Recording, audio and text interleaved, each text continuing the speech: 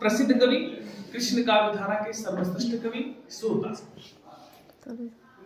सूरदास को लेकर के हम ये मान सकते हैं कि जो सूरदास है वो हिंदी काव्य गगन के सुर है। और एक दोहा में आपसे सामने बार बार मतलब जो है वो बोलता रहता हूँ कि सूर सूर तुलसी शशि उद्गन केशवदास, अन्य कवि खगो समझाए तह करत प्रकाश। तो सूर क्या है? हिंदी काव्य गगन का सूर्य है।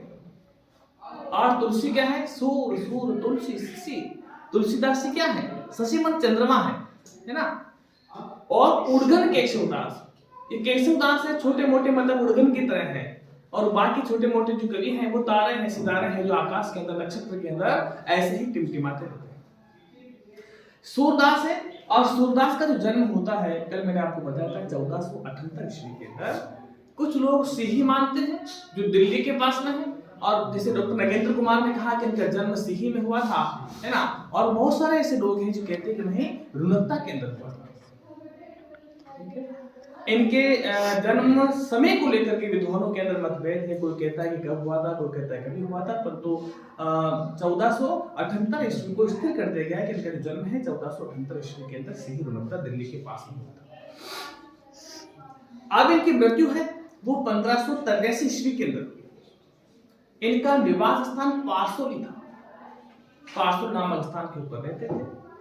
अब सूर के बारे में ऐसी मान्यता है कि जो सूरदास जी थे वो जर्मान थे, जन्म से अंधे थे, है ना। और फिर मैंने आपको घटना बताई थी कि वो एक बार जो है किसी कुएं में गिर गए थे, और जब भगवान का उनको साक्षात्कार हुआ, जब दर्शन हुआ, तो उन्होंने कहा कि हे ईश्वर, जो दृश्य मैंने देखा है उस दृश्य को मैं अपनी आंखों में संजोए रखना चाहता हूँ, इसलिए आप मुझे क्या करते हैं, आपको देखने के बाद मैं किसी और को देखना नहीं चाहता, इसलिए आप मुझे क्या करें कि मुझे आप अंधा बना। ठीक है, बाकी एक किंवदंती है, ऐसा माना गया है कि वो अंधे ही थे, जन्मांध थे। अब हम जब बात करेंगे भाई सूरदास है, तो सूरदास की भाषा क्या है? सूरदास जी की भाषा है परिनिष्ठित शुद्ध ब्रजभाषा। आपके हिंदी के अंदर ब्रजभाषा को प्रतिस्थापित करने का श्रेय है वो आपके सूरदास जी को। ठीक है, तो ब्रजभाषा का सबसे अच्छा कवि है, ब्रजभाषा का सर्वश्रेष्ठ कवि है, कृष्ण काव्यधारा के सर्वश्रेष्ठ कवि है, और अष्टछाप की कवि है। इनके गुरुजी को लेकर के मैंने आपको बात की थी कि 1509 और 10 के आसपास की घटना है। सूरदास ने गोघाट के आसपास मतलब वल्लभाचार्य से दीक्षा ग्रहण की, और जब ये वल्लभाचार्य जी के पास गए, वल्लभाचार्य जी की दस्त नहीं छोटे थे, वल्लभाचार्य जी के पास गए और वल्लभाचार्य जी ने कहा कि कुछ भजन गाकर मुझे सुनाओ। तो इन्होंने कहा कि हाँ पतितन कोटि को प्रभु, हाँ पतितन को नाय, हे प्रभु मैं ही इन जो जितने भी पाप करने वाले लोग हैं उन पाप करने वालों का मैं सिर मोड़, मैं तिलक, सबसे अधिक पाप मैंने किए।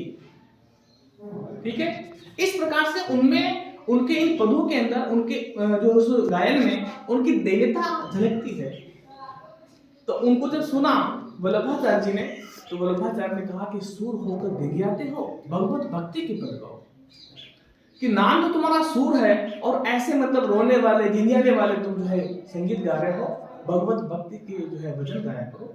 उसके बाद इनकी जो भक्ति है वो माधुर्य भाव की होगी, माधुर्य और सखा भाव की भक्ति है। पूछा जाएगा आपको कि सूर की भक्ति कैसी है ना, तो सूर की भक्ति पलती है माधुर्य भाव की, सखा भाव की। इन्होंने जब राधा और कृष्ण का वर्णन किया है ना, राधा और कृष्ण के वर्णन में इनका माधुर्य भाव झलकता है ना। और जब इन्होंने मतलब सखा भाव का मतलब जब कृष्ण के बाल रूप का जब चित्रण करते हैं तो उसमें इनका सखा भाव उभर कर हमारे सामने आता है। ठीक है, सूरदास, रामचंद्र शुक्ल ने कहा कि सूरदास जो है श्रृंगार और वात्सल्य का कोना कोना छाना है।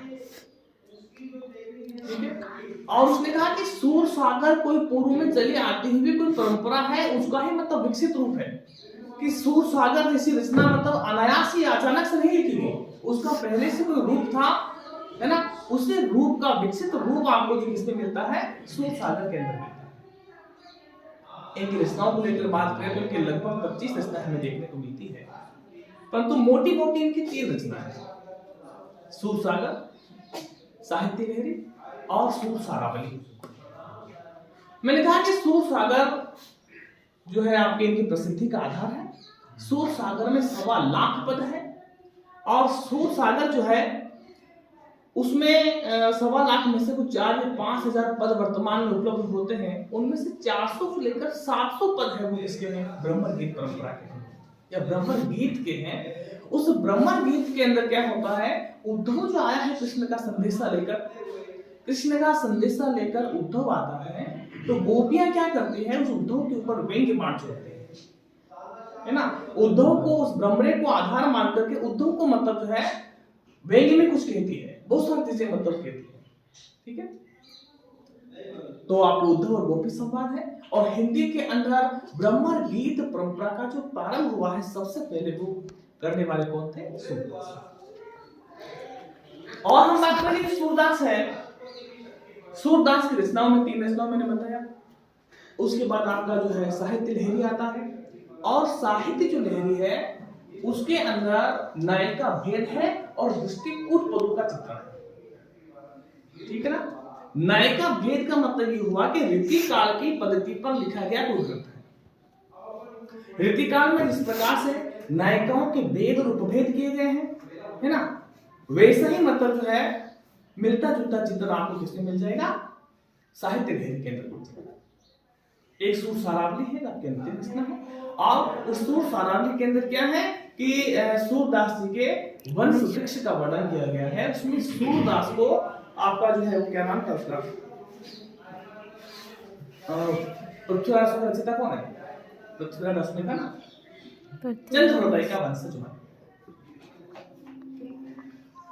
हमारे सिलेबस के